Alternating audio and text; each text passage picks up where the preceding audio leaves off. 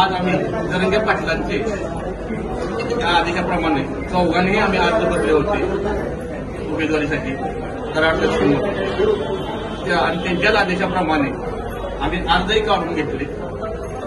अर्ज काढून घेतल्यानंतर आमच्या चौघांचंही ठरलं की आपण जरांगे पाटलांनी सांगितलंय की तिथला भाजपचा सुपडा साफ करायचा.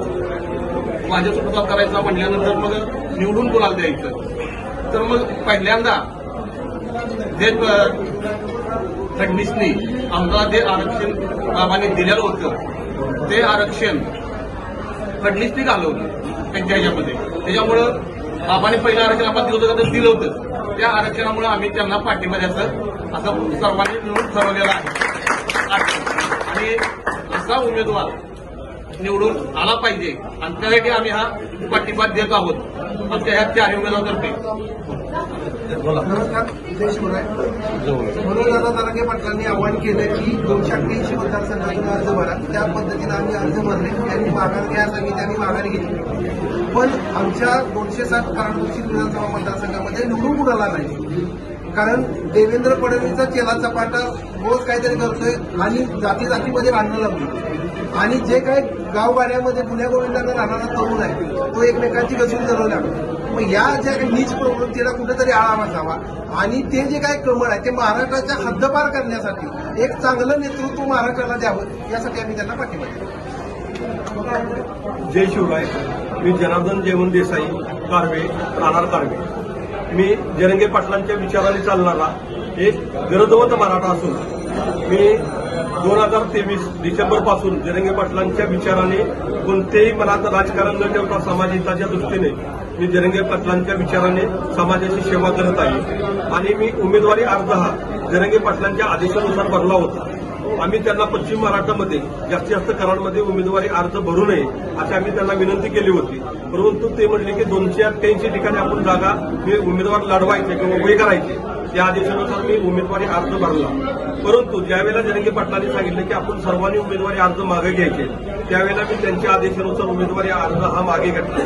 मी कोणता नेतवण्यासाठी अर्ज भरला नव्हता. नंतर मी जरंगे पाटलांच्या विचाराने चालणारा कार्यकर्ता असल्यामुळे त्यांचा आदेश म्हणून मी उमेदवारी अर्ज भरलेला होता. आणि आता अर्ज मागे घेतला पण आता पाठिंबा कोणाला द्यायचा. तर आम्हाला पाठिंबा देताना मी पहिला विचार केला की ज्या सरकारने जे आमच्या मराठा समाजाच्या उपोषणासाठी आंतरवालीमध्ये जे आंदोलन केलं किंवा उपोषण केलं त्याला लाठीचार्ज करून आया बहिणींची डोकी फोडली, त्यांना गोळीबार केला, त्या सरकारच्या विरोधात म्हणजे भाजप सरकारच्या विरोधात आपल्याला काही केलं तर समाजामध्ये जनजागृती करावी लागेल. आणि भाजपचा संपूर्ण सुपडा साफ कराड दक्षिणमध्ये करण्यासाठी आणि मराठा समाजाला 2014 मध्ये पहिले आरक्षण ज्या पिरतोड बाबांनी दिले त्यांना एक पाठिंबा द्यायचा म्हणून आज आम्ही सर्व चारही उमेदवार एकत्र येऊन बाबांना निवडून आणण्यासाठी त्यांच्या पाठीशी विनाअट कोणतेही आमिषाला किंवा दबावाला बळी न पडता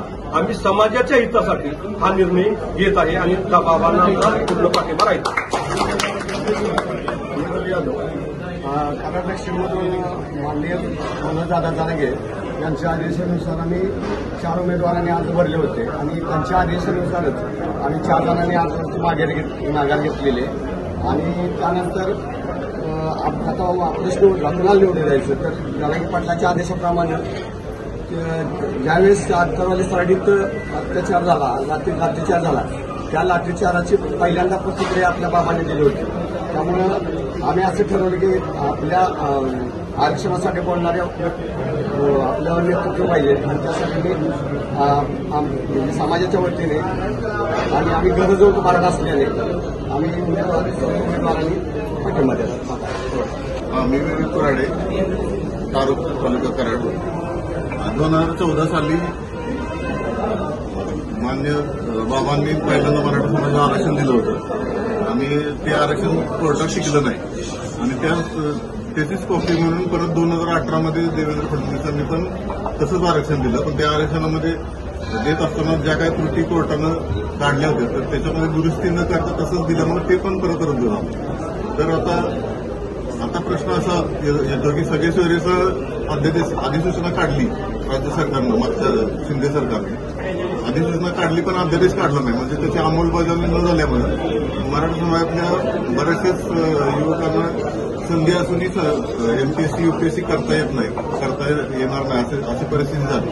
तर त्या अधिसूचनेचे अध्यादेशामध्ये रूपांतर करण्यासाठी नवीन सरकार ज्यावेळेस स्थापन होईल त्यावेळेस बाबांनी लक्ष घालावं यासाठी मराठा समाजाचा एक प्रश्न म्हणून आणि गरजवंत मराठ्यांचा पाठिंबा म्हणून आम्ही सगळेजणच बाबांना पाठिंबा देतोय. त्यांनी एक मराठा लाख मराठा, एक मराठा लाख मराठा. छत्रपती शिवाजी महाराज की जय, छत्रपती संभाजी महाराज की जय. एक मराठा लाख मराठा, एक मराठा लाख मराठा. छत्रपती शिवाजी महाराज की जय, छत्रपती संभाजी महाराज की जय. आणि एक गरजवंत मराठा समाजाला एक आव्हान करतो, जर बीजेपी किंवा कमळ निवडून आले तर मराठा समाज हरेल. आणि मराठा समाज जर हरून द्यायचा नसेल, मराठा समाज जर जिंकवायचा असेल आणि मराठा समाजाची एकी जर अशीच ठेवायची असेल तर बीजेपीच्या इथल्या उमेदवाराला हरवलं पाहिजे आणि पृथ्वीराज बाबांना बहुमताने निवडून आणले पाहिजे. मी पूर्ण विश्वासाने सांगतो. पृथ्वीराज बाबांचा